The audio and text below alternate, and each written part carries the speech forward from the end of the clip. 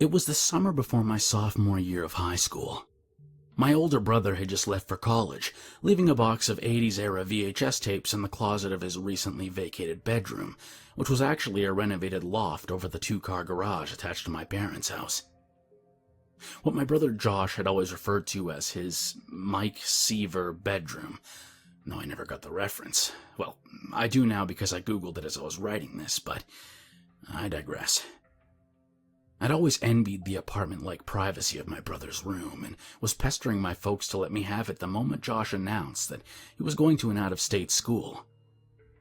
My mom eventually relented on the grounds that I first moved everything he left behind into my old bedroom. I quickly agreed, and the closet had been the last thing I cleaned out. When I came across the tapes, I immediately assumed vintage porn, but was quite surprised to find that the entire box was nothing but old, obscure horror films, mostly stuff with ridiculous titles and dated cover art. But being a fan of terrible B-grade horror, it was actually quite the find. The only problem was, my brother didn't have a VCR, at least not one that he left behind, and neither did my parents. I begged my mom to let me use her credit card to buy one I found online for like $30, and she of course asked me what a boy with a Blu-ray player and a laptop needed with a VCR. I explained about the box of tapes in Josh's room, and she scoffed, saying, "I'm honestly starting to worry. You're always watching horror movies and playing these violent video games. You need to start reading more books." "Can I use your credit card to order books then?" Nice try. I spent the entire afternoon scouring the stores near my neighborhood and was eventually able to locate an old DVD-VCR combo player tucked away in a dimly lit section of Best Buy's home entertainment department. And then I dusted off a price tag that read $199.99 and promptly put it back. What am I, a drug dealer? I was walking home and contemplating simply swiping my mom's credit card when I spotted a large black rectangle lying beside several bags of trash that had been placed out on the sidewalk in front of a vacant lot. Odds were it was just a busted DVD player, but I stopped to check anyway, just to be sure. Imagine the look on my face when I got a little closer and saw that it wasn't a DVD player, but, shit you not, an actual, for realsies VCR. I practically ran home, the bulky machine clutched to my chest and me looking like the world's most needless burglar. One of the main benefits of my new room was that I was able to enter through the garage and would thereby avoid any possible questions from my parents, who were both upper-middle-class people and generally judgmental of anything that involved pilfering trash. I hurried up the stairs to my room and plugged in the machine. It was then I discovered that, big surprise, the VCR which I found on the side of the road didn't work. I don't know what I was expecting, but this still managed to frustrate the shit out of me. Luckily, I was the type of guy that when asked who his favorite X-Man was, he responded, "Forge," which of course tells you two things.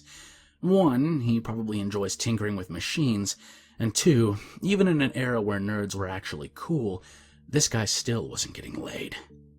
So, of course, my first reaction was to retrieve a soldering iron from my dad's workbench and bust that bad boy open. I sat up most of the night, Googling VCR repair manuals and watching tutorials on YouTube. Eventually, I located what seemed to be the problem, and in the end it was a relatively easy fix. The only real speed bump was when I cut my hand while replacing the VCR's metal casing, and a few drops of blood managed to end up on one of the exposed video heads. If this had been a horror movie, I probably would have heard an ominous clap of thunder right about then, but no such luck. I carefully wiped off the video head, secured the casing, and plugged in the VCR, and yet after all of this, I was still genuinely surprised when it actually turned on, the green digital clock-style display lighting up as the machine whirred to life. I quickly hooked up the VCR and dug a tape from the box at random. I slid the movie, Blood Train, in and hit play. An image appeared on the screen, a static, black-and-white shot of a dimly lit, windowless room. The back wall looked like it was made from packed clay. Aside from the clay wall and a few feet of cement floor, the only thing visible within the frame was a rusty floor-mounted chair, like the kind you see in a dentist's office, which was partially visible to the left of the screen. Not exactly Kubrick-level composition, but there was something that began to feel oddly menacing about the shot as I watched it continue, uninterrupted, for almost 2 minutes. What the hell is this?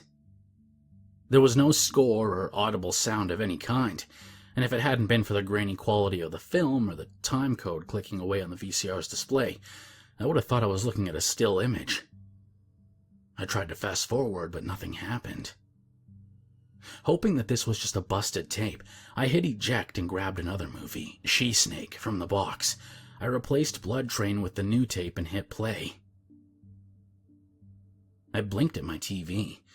The image that appeared on screen was the same as before, the same continuous shot of the same clay wall and partially visible chair. I double-checked to make sure that I put in a new tape, then hit the fast-forward button, and again nothing happened. Same story with rewind and pause. I ejected the movie and was only mildly baffled when I got the same result from a third tape.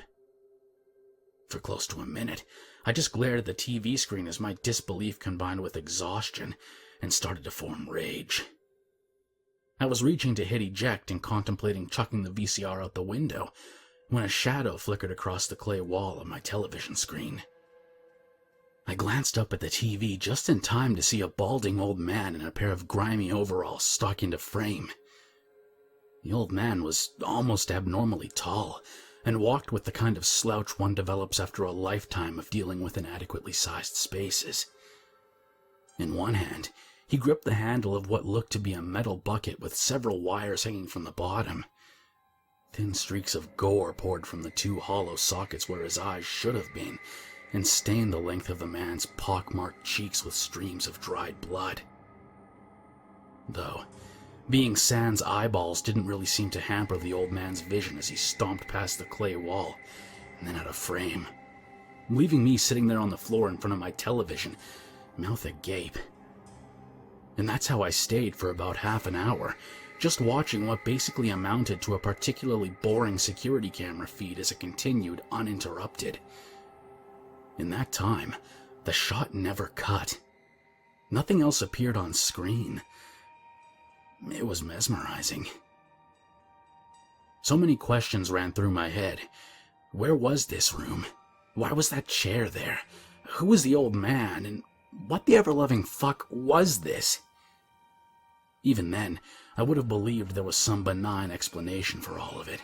Maybe Josh was working on a student film and had used these old horror movie tapes to store his footage on, and what I was watching was simply unedited B-roll. Maybe someone had accidentally left the camera rolling between takes. 3 times while recording on 3 separate tapes for each take. And then the old man returned, dragging a frantically kicking woman into frame. What I originally mistook for a bucket was actually a helmet-like apparatus that was currently clamped down over the woman's head. The wires hanging from the helmet were clipped to various parts of the woman's body, and she continued to flail in vain as the old man used the attached handle to drag her across the room. They reached the floor-mounted chair at the edge of the frame, and a disquieting grin spread across the man's face as he squeezed the handle. The woman immediately began to vomit through an oval-shaped hole in the side of the helmet, and just like that, her body went limp. The man lifted her effortlessly, placing the woman into the chair as he moved just out of frame. He then turned the chair so the only thing still visible in the shot was a profile view of the chair back and a sliver of the woman's helmet-covered head. But something told me that was more than enough. I had this sudden, overwhelming feeling that what was about to happen off-screen was something not meant to be seen.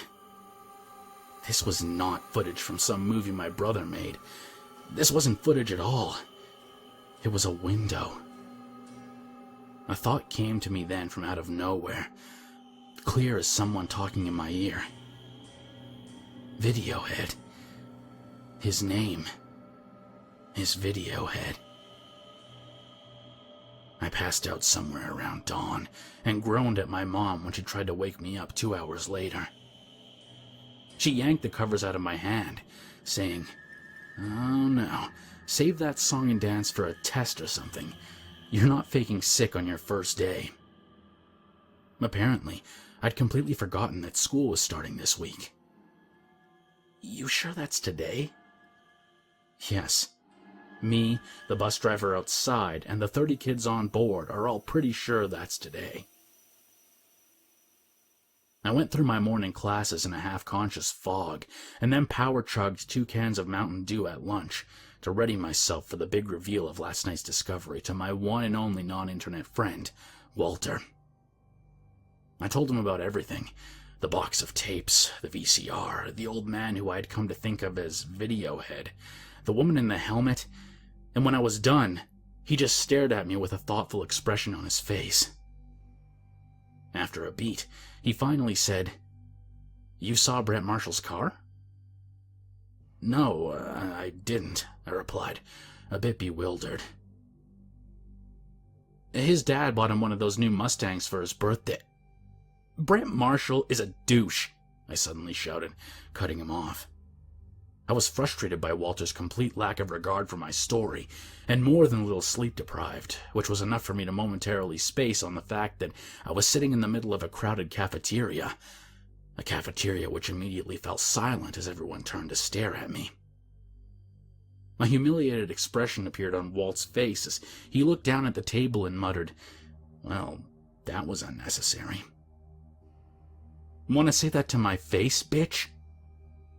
That was Mr. Marshall himself speaking, a guy who was at least 6 inches taller than me and, as previously mentioned, a total douche. I turned to see him sitting a mere 2 tables over and, caught off guard by the sight of him, my tired mind could think of no other way to respond. "You're a douche?" For some reason this made everyone laugh, which was almost as shocking as the look Brett was giving me. I turned back to Walter, still looking down and half smirking as he shook his head. "You're a dead man." The day was a bit of a blur after that. Everything around me seemingly set to half volume as I did my best to go through the motions. I went to the rest of my classes and filed away my syllabi in their respective folders and nodded when it seemed appropriate. The bus ride home was spent listening to music on my phone and avoiding all the awkward stares. Once I was back in my house, I went straight to my room and promptly passed out. Now, I'm walking down the street outside my house, but then I stop. I stop because I see someone standing in the middle of the street. I see the woman from the night before in Videohead's lair, and the woman is standing about 10 feet ahead of me. She's standing in the middle of the street. I can see her eyes through 2 small holes in the side of the cylindrical apparatus still encasing her head, and her eyes are bright green and quite pretty. And she says something, but I can't hear what she's saying because she says it too quietly. And I ask her what she said, and she says it again, but I still can't hear her. And then she's gone. Then she's behind me and screaming, "I said it fucking hurts!" I was pulled out of the dream to find myself in a nearly pitch-black room. I hadn't bothered to flip on a light when I came in, and the blinds were only partially open, letting in the smallest sliver of moonlight.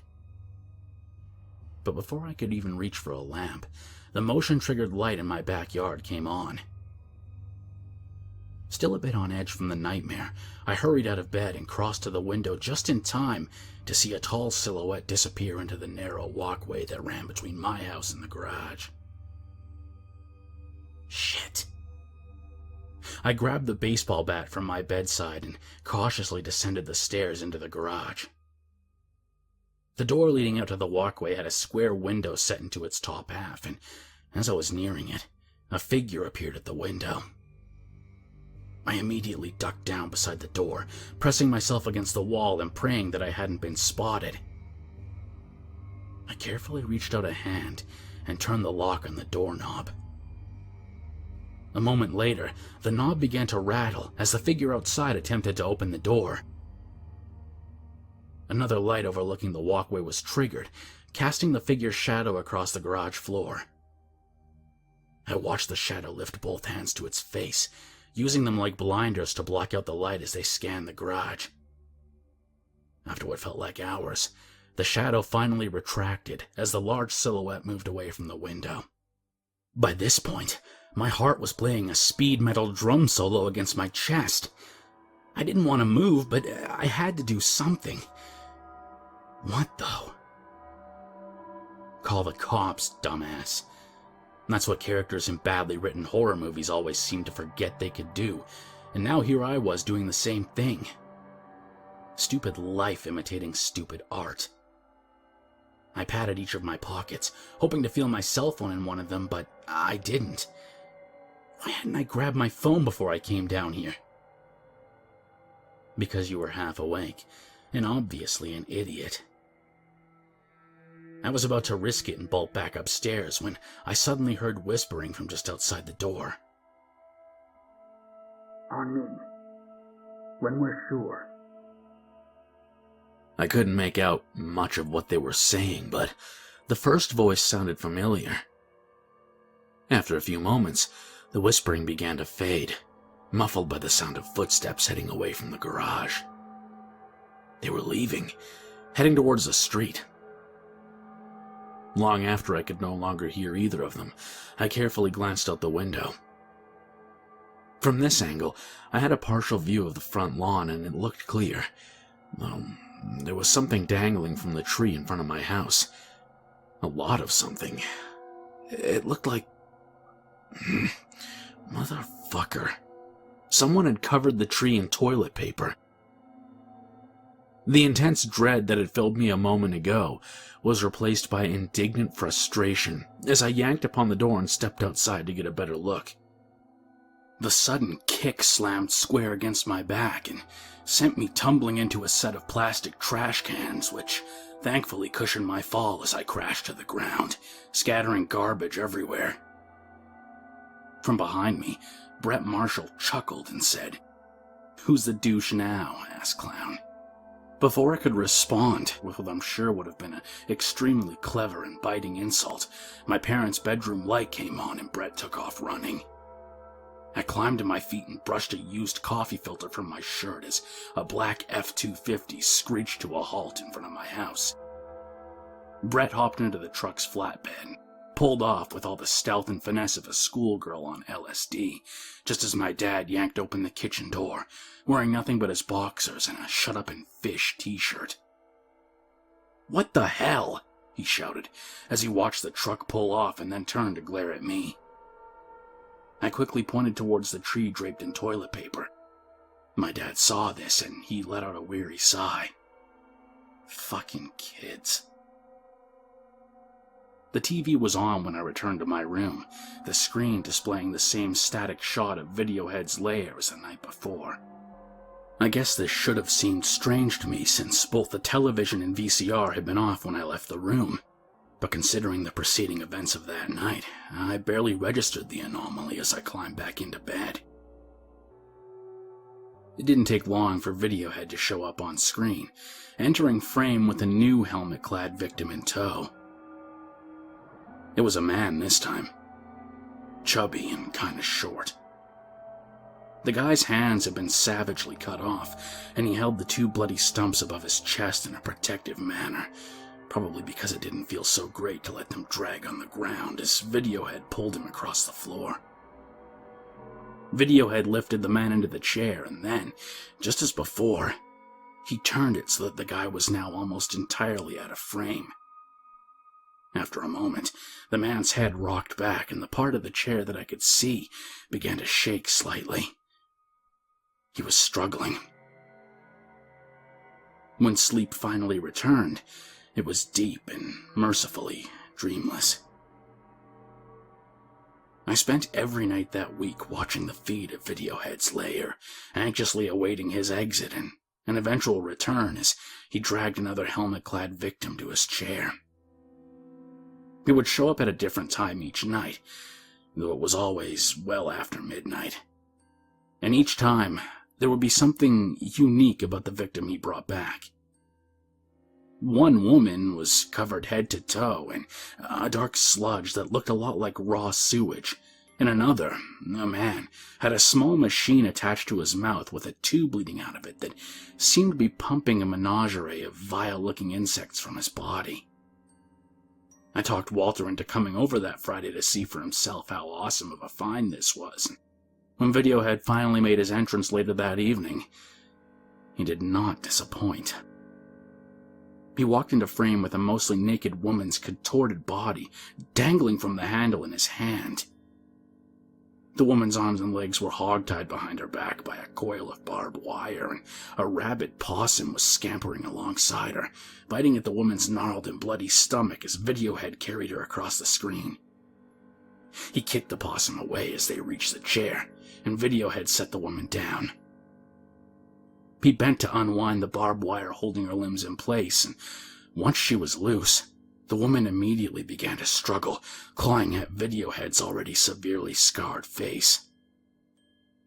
Unfazed by the nails digging into his empty eye sockets, Videohead casually pulled the woman's hands away, and then broke one of her arms like it was a dry branch. The fight drained from her then, and Videohead gently lifted the woman into the chair before turning it to face off screen. I looked at Walter and said, "Tell me that did not just rock your world." "Seriously? They're not even going to show the best part?" he asked, gesturing at the chair angle just out of view of the frame. "But that's the whole point. Whatever we saw up until now is nothing compared to what we're not being shown. And there's nothing scarier than the unseen. You don't get that?" Walter shrugged and said, "I don't know. Plus, it was boring up until then. I guess the thing with the badger was pretty cool. It was a possum. Yeah, I like that part." "Anyway," Walter yawned and slowly stood up, "I'm gonna take off." I was feeling pretty bitter by this point and didn't bother walking Walt out. As I listened to the door close below me, Videohead once again came into view as he started back across the screen. Whoa, leaving twice in one night? That's new. As I said this, Videohead suddenly halted, stopping almost directly in the middle of the frame. He cocked his head slightly, as if straining to hear something. Videohead then turned and seemed to look directly at me as his face lit up. He grinned at me then, and it's worth noting that on a scale of 1 to 10 of bone-chilling creepiness, that grin would have scored a perfect "holy fuck." After another tense beat, Videohead turned and exited the frame, leaving me sitting there looking like Lenny holding a freshly crushed puppy. For about 5 minutes, that's how I stayed, mouth agape and waiting, hoping that Videohead would return to his lair. Perhaps he'd simply left something in the car, and that apparent fourth wall break had really just been him spotting a stain on a couch cushion off screen. I bet that there were stains all over that place. There's no need to panic, I told myself when Videohead didn't return. I made my way downstairs to lock the door to the garage, and then hurried back up to my room and grabbed my bat. Which is why I'm not going to panic. I pushed my dresser in front of the bedroom door, and then, just to be safe, I locked the window as well. Surveying the room, I remembered Monday night's visit from Brett and immediately grabbed my phone. Who has 2 thumbs and the presence of mind to no longer make cliché mistakes? I said aloud, trying to distract myself from my own increasing heart rate. And then, the backyard's motion-triggered light came on. This time, I didn't bother checking to see who had set it off. A moment later, I heard the doorknob rattling downstairs as someone tried to turn it, followed by the sound of breaking glass. I quickly unlocked my phone and dialed 911. The line rang once and then a woman answered, her voice sounding vaguely familiar as she said in a quiet tone, "Hello?" "Hi, someone's breaking into my house." The operator let out a stunned gasp. "Really? That's awful." I suddenly realized why I recognized the voice on the phone. It was Videohead's first victim, the woman from my nightmare. There's no one coming to save me, is there? Sorry, sweetie. I'm afraid not. I pulled the phone from my ear as the sound of whining door hinges filtered in from downstairs. Someone was inside the garage. The stairs began to creak as the intruders slowly made their way up to my room. After all this, I still jumped when the knob on my bedroom door began to rotate. I had locked this door as well, but it was one of those cheap residential indoor locks, and it only took about 5 seconds of forceful turning before the bolt snapped open with a loud clunk. After a pause that felt no shorter than several eons, the door started to open, and then immediately banged against my dresser. Videohead leaned in through the partial opening, looking even taller than he did on screen. Nearly 8 feet would be my guess, considering he had to duck beneath the doorway as he popped his head into my room. It was at this point that time slowed to a crawl. With one hand, Videohead shoved the dresser aside, then started toward me, that creepy as shit grin stretching across his face. I tried to back away, and it was like moving underwater. I held the bat up in front of me as he neared, but Videohead easily swatted it out of my hands. That caused me to stumble back onto my bed as he raised the bucket helmet up over my head. And then he was gone. Huh? I lowered the arm I had held up to block my face and glanced around to find Videohead nowhere in sight. I realized I was sitting on something and reached down to retrieve a universal remote from under my ass. The same remote I'd programmed to the VCR. I glanced at the TV and found my answer in the form of a blue input screen. A single word spelled out in blocky white lettering hovered at the top left of the frame. Eject.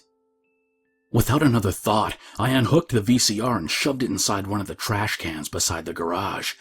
But this didn't feel like far enough away, so I snuck out with my dad's car and drove around for a while, trying to locate the empty lot where I'd originally found the VCR. After about half an hour, I gave in and ended up chucking the bulky machine into a dumpster behind Best Buy. My logic was that their lack of reasonable prices had been at least partially to blame for my present situation, and the least they could do was assist with the disposal. I spent most of the next day cleaning out my room, which surprised the crap out of my mom, but my dad was still a bit pissed at me since I told him I'd locked myself out the night before and had to break one of the panes on the glass door to the garage to get in. But then I asked if he would drive me to go get a replacement pane and teach me how to install it, and his mood instantly brightened at the prospect of me actually volunteering for father-son handiwork. After that, I tried to call Walter but was secretly kind of glad when he didn't answer. I'd been feeling weird all day, almost as if I was hungover from the intensity of last night's events. To be fair, the entire week had been pretty draining and I ended up passing out just before 9 p.m. while watching Let's Plays on YouTube. Thankfully, that night I slept like a rock and didn't have a single dream that I could recall. I woke up Sunday morning actually feeling pretty good. Walter finally called me back that afternoon, and I apologized for being a pretentious dick. We went and saw some awful action movie, but I didn't mind. It was honestly kind of nice to be watching a film that I knew was just a movie. Sitting there in the theater and laughing my ass off at the unintentional comedy unfolding on screen, I finally started to feel like it was actually over. My brush with darkness had been just that, nothing more. I knew I was lucky to have skirted so close to danger and lived to tell the tale, but now it was done. It was time for me to return to my boring old regular life. Then came Monday. I knew it was going to be a weird day when I stepped outside and felt how unseasonably chilly it was. I tried to shrug it off, chalking the cold up to nothing more sinister than global warming, but there was a strange nagging feeling in the back of my mind that I couldn't shake. A feeling like I was somehow responsible for the strange shift in weather. Of course, that was absolute nonsense, I told myself as I retrieved a sweater from my room and hurried back out to the bus. Who do you think you are, Halle Berry?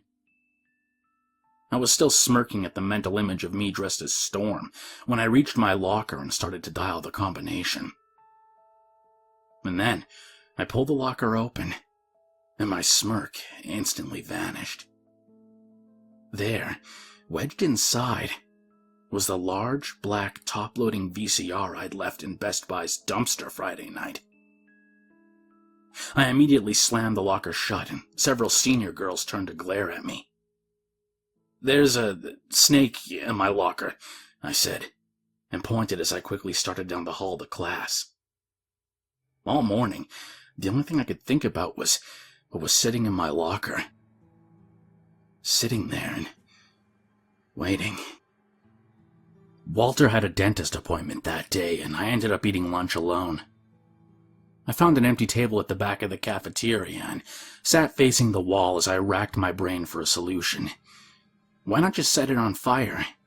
Let that bad boy burn until it was nothing but ash. Then I remembered that, according to the slew of real paranormal encounter shows which I frequently watched, hey, we all have our guilty pleasures. Mine is just really silly. You're not supposed to burn haunted Ouija boards because the element of fire actually makes malign entities stronger. So what then? I googled disposing of haunted objects on my phone and read that I should tie large stones to the VCR and toss it into a running body of water like a river or a deep stream. One site suggested filling a kiddie pool with salt water and submerging it in there if I couldn't locate a suitable natural water source, but I seriously doubted I'd be able to explain that one to my folks. I was searching Google Maps for the nearest river when I heard a familiar voice approaching.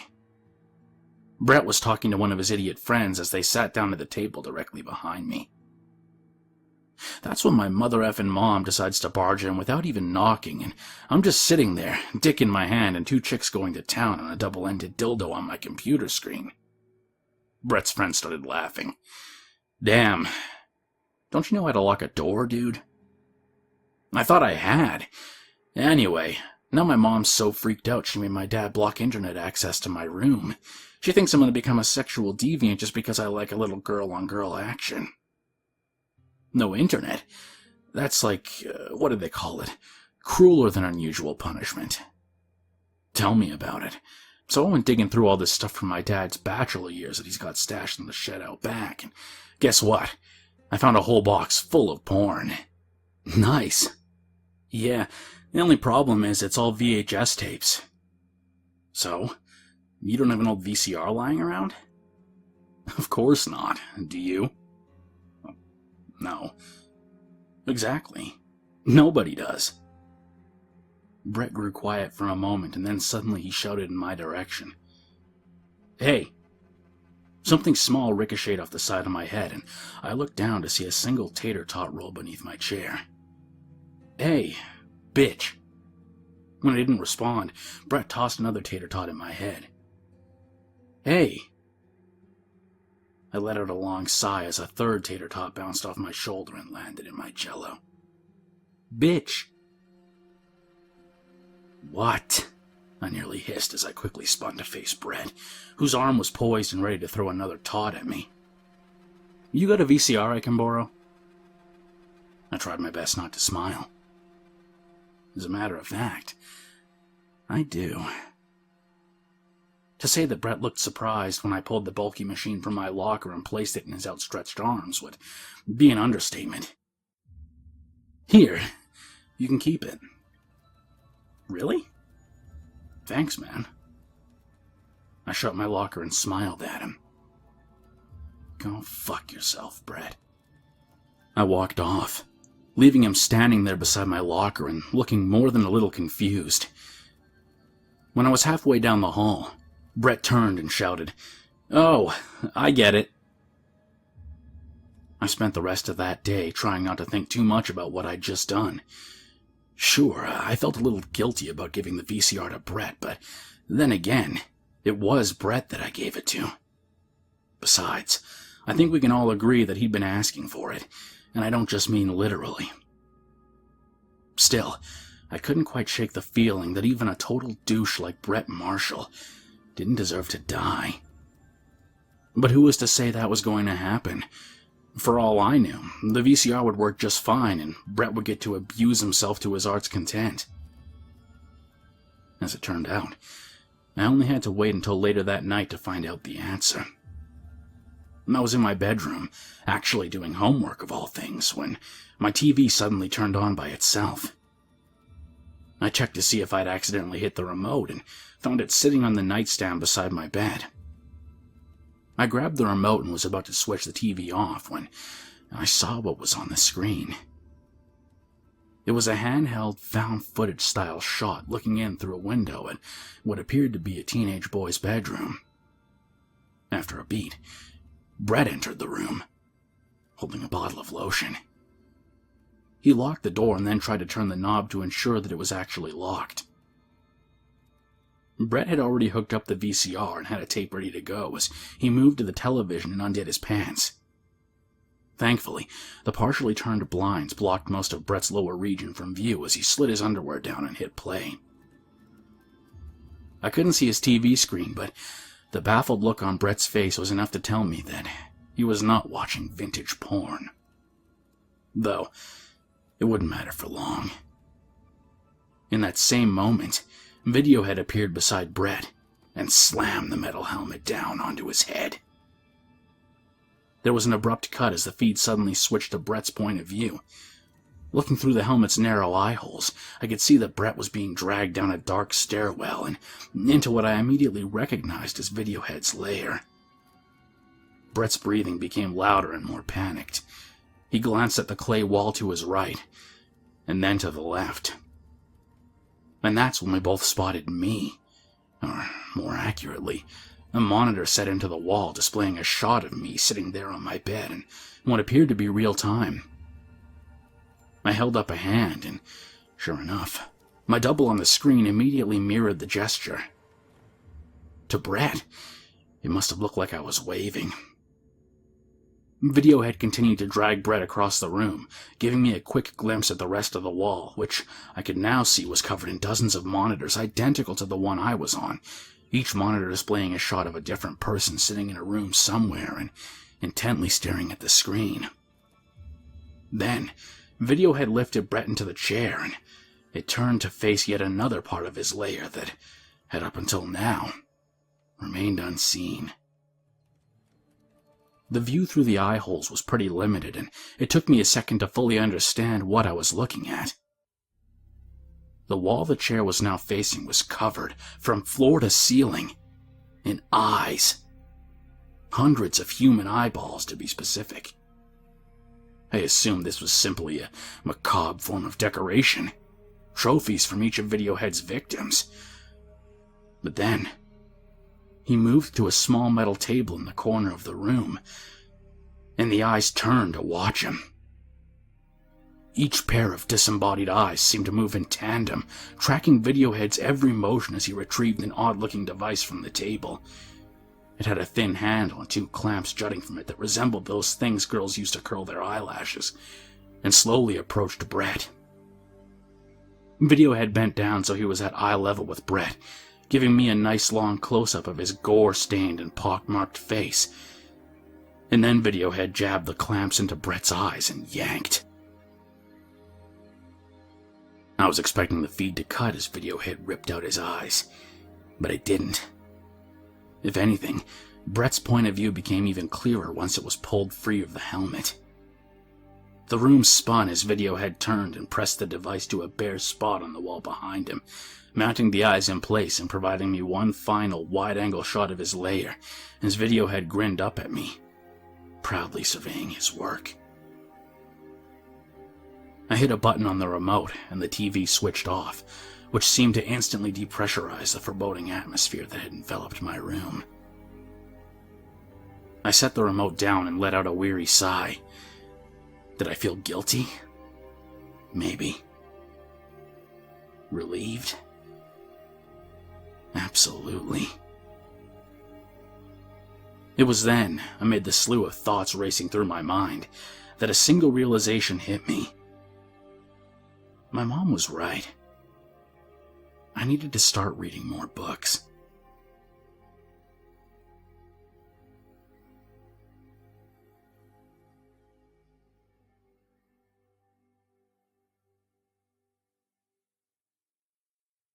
If you made it this far, I hope you'll follow me on Twitter at KingSpookCreepy.